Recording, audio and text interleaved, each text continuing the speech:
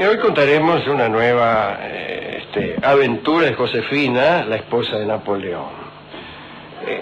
Casi todos los historiadores coinciden en que Josefina odiaba, sería mejor decir, el entorno familiar de su esposo Napoleón. Más lo dicen por intuición. Todo el mundo odia convenientemente a la familia de su cónyuge. Usted lo sabrá muy bien como psicoanalista. Lo primero que dice alguien que va al psicoanalista es algo así como: mi cuñado me tiene podrido, o mi suegra es verdaderamente un monstruo. El caso es que Josefina quería alejar a los familiares de Napoleón, por ejemplo al hermano menor, a Jerónimo, y sobre todo a nuestra amiga Paulina, la hermana de Napoleón, que marcaba 1.34 la milla. No soportaba Josefina que estos personajes tuvieran tanta influencia en los planes de Bonaparte. Para eso Josefina para alejarlos, ¿no? Hizo cosas verdaderamente terribles, algunas de las cuales no sirvieron para nada. Allá por el año 1806, Jerónimo andaba por París disfrutando de su jerarquía. Era príncipe del imperio, tenía 22 años y se la pasaba haciendo bromas de las que Napoleón nunca se enteraba. Pero vino a encargarse Josefina de que el emperador supiera en qué andaba Jerónimo. Parece que un día el ministro de policía, Fouché, ¿no?, enviado por la emperatriz, le entregó a Napoleón el informe de una de las maldades que Jerónimo había hecho. Parece que el príncipe, mientras se paseaba por los jardines del Luxemburgo, ahí en el Boulevard Saint-Michel, con unos amigotes que tenía. Cuando uno es príncipe y tiene 22 años, no le faltan amigos. Bueno, parece que se había acercado a una dama anciana, viuda de un alto funcionario de tiempos de Luis XVI, y que estaba vestida a la antigua. Aquella dama casualmente ayudaba a Napoleón con unos fondos benéficos y era muy respetada por el entorno bonapartista. Pero a Jerónimo no le importaba nada y se le ocurrió acercársele y decirle con ironía: señora, soy amante entusiasta de las antigüedades y no he podido contemplar vuestro traje sin sentir la necesidad de besarlo como signo de admiración y respeto. ¿Me lo permitís? Y hubo una risotada de todos los adulones de Jerónimo. ¿Qué sé yo? Pero la dama, muy ofendida, le respondió: gustosamente, señor, y si queréis tomaros la molestia de pasar mañana por mi casa, podéis igualmente besar mis posaderas, que tienen aproximadamente 40 años más que mi vestido.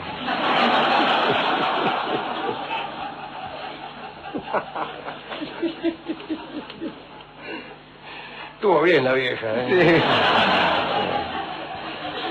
Bueno, todo esto le contaron a Napoleón, que con gran desagrado mandó a llamar a su hermano. Incluso Josefina le había dicho que después de todos los esfuerzos que él había hecho para elevar a su familia hasta un rango principesco, no debía soportar que su hermano siguiera comportándose como un cualquiera. Esas cosas que se dicen. Napoleón llamó a Jerónimo y le dijo, qué sé yo, que no era digno del título que le había dado, y le prohibió volver a andar por las Tullerías, que era el palacio donde vivían, y lo invitó a irse de viaje a algún sitio más bien lejano. Pero después apareció la hermana Paulina en las Tullerías para tratar de arreglar las cosas entre los dos hermanos, entre Napoleón y Jerónimo.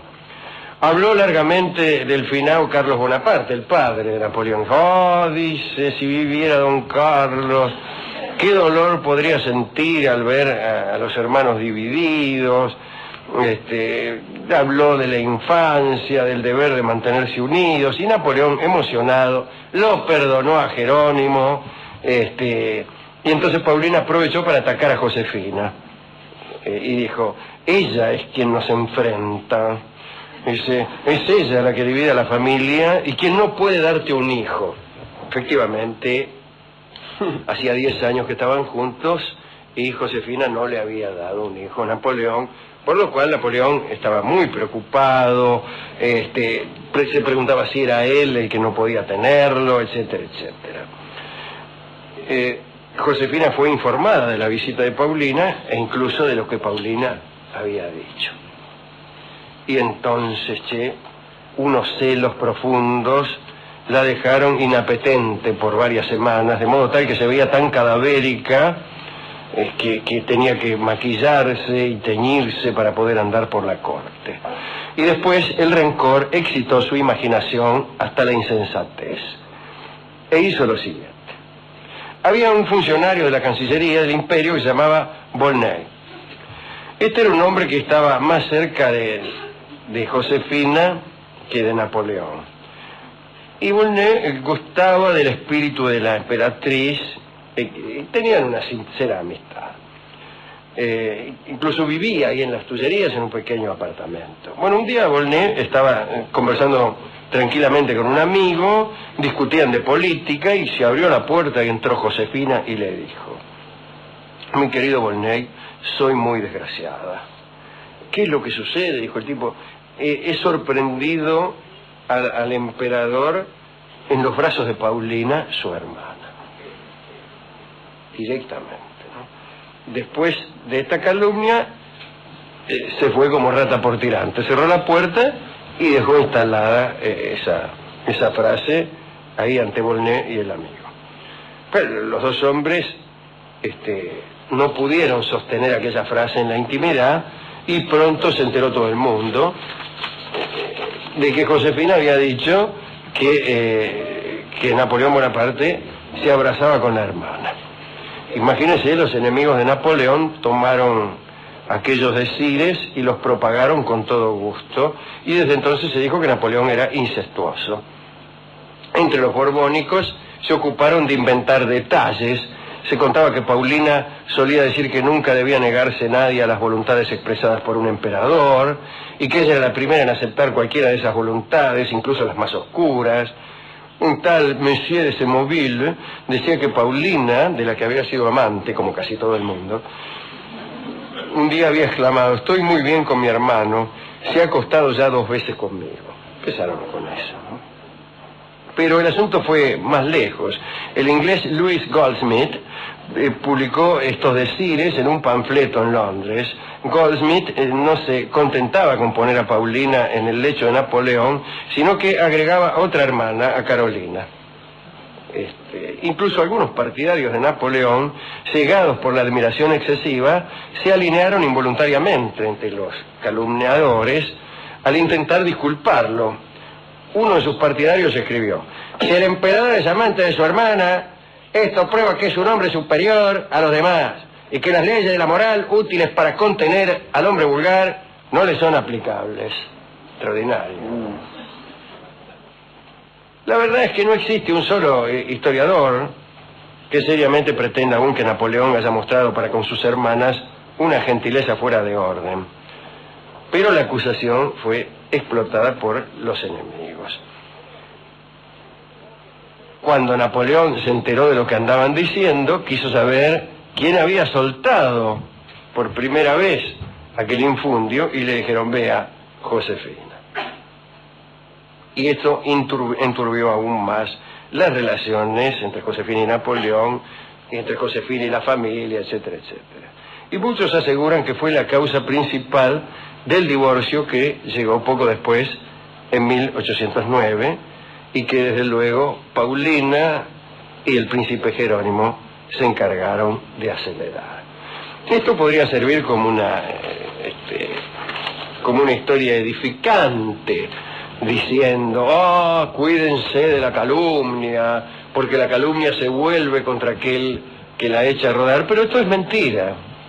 La calumnia se volvió esta vez contra Josefina, pero en general no se vuelve contra su inventor, sino más bien contra aquel a quien ha sido dirigida. ¿Se acuerda aquella poesía que decía: puede una gota de lodo sobre un diamante caer, puede también de este modo su fulgor oscurecer, pero aunque el diamante todo se encuentre de fango lleno, el valor que lo hace bueno no perderá ni un instante. Ha de ser siempre diamante por más que lo manche el cielo. De todos modos, como se ha dicho aquí muchas veces, caían sobre Napoleón acusaciones más serias y verdaderas. Suele ocurrir que algunos príncipes aprovechan los infundios o las acusaciones frívolas para disimular verdaderos pecados. La mentira de Napoleón abrazando a su hermana a lo mejor alcanzó a oscurecer los muchísimos y sangrientos errores que Napoleón cometió en su vida. Nosotros mismos hemos sufrido esa misma calamidad. Algunos prefieren criticar a los príncipes por los libros que no han leído, por los que han dicho leer, por las torpezas que cometen en los restaurantes, por la falta de gusto en la elección de corbatas, y de este modo se disimulan errores que a lo mejor cuestan la vida a muchas personas. Así que yo nunca he tenido simpatía por los que buscan frivolidades para convertirse en fiscales del universo. ¿A quién dedicar esto? Desde luego a Paulina Bonaparte, que era hermosísima. Y solo por eso, por cualquier otra cosa también. A la pobre Josefina. No, ¿por qué? No, en esta historia no estuvo muy buena, no estuvo bien, pobre Josefina. Yo le tengo simpatía, sin embargo. Bueno, entonces a nadie, mire usted. A todos los que nos conocen. A las personas que han venido aquí esta noche a ver este programa y que se irán desengañadas naturalmente. Y a todos los que nos calumnian falsamente. A todos los que echan a rodar informaciones falsas sobre nosotros.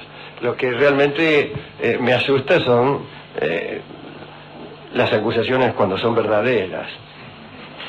Cuando son falsas, ¿qué me importa? Hemos ido a la discoteca a buscar canciones sobre calumnias, sobre chismes, sobre mentiras, sobre maledicencias. Justamente en ese momento el discotecario estaba conversando con un gerente de la radio acerca de la conducta de la hermana de otro gerente, que es la conversación preferida en los niveles gerenciales. Conductas de las hermanas de otros gerentes que en ese momento no están o no forman parte de la conversación. Inquirido el funcionario nos respondió que tenía una milonga cantada por Edmundo Rivero que se llamaba El Conventillo y que parecía ilustrar fantásticamente este juego, estas estructuras de dimes y diretes.